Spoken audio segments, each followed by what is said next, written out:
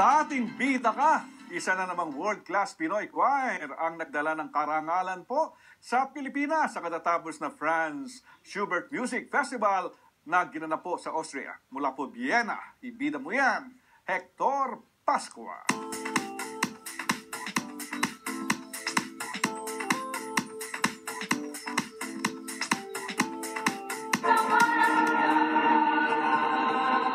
Tatlong Golden Diploma Award ang nakamit ng Coro Regina Coeli ng Rosario, Cavite sa katatapos na Franz Schubert Music Festival na itinanghal sa Vienna.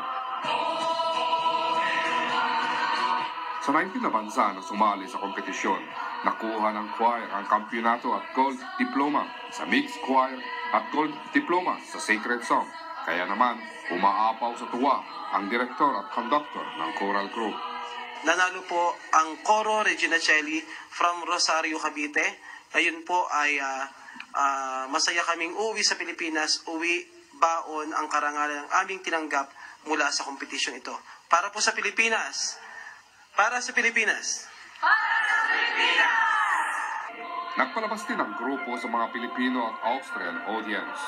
Maging ang conductor ng famous Mozart Boys Choir ng Austria ay namangha sa galing ng mga Pinoy. Es ist mir eine Freude, diese Gruppe anzuschauen und zu hören.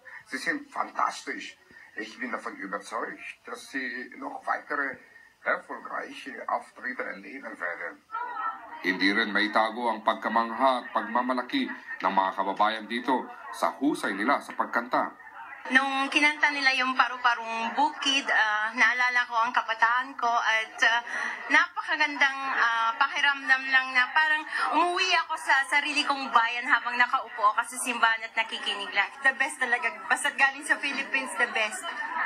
The best. Wala akong masasabi kundi the best. Sobra-sobra ang pasasalamat ni Aquino sa mainit na pagtanggap ng mga Pinoy sa Vienna, lalong-lalo na ang mga kababayan nilang taga-Cavite. Maraming salamat po sa mga Pilipino, kapwa namin Pilipino na tumulong sa amin, nag-host sa amin dito sa Vienna. Salamat po sa inyong lahat. Kung di po sa suporta nyo, hindi po namin kayang ipagtanggol ang ating bansa sa competition na ito. Bago bumalik sa Pilipinas, ibinahagi rin nila ang talento at inaliw ang mga kababayan sa Italia at sa Espanya.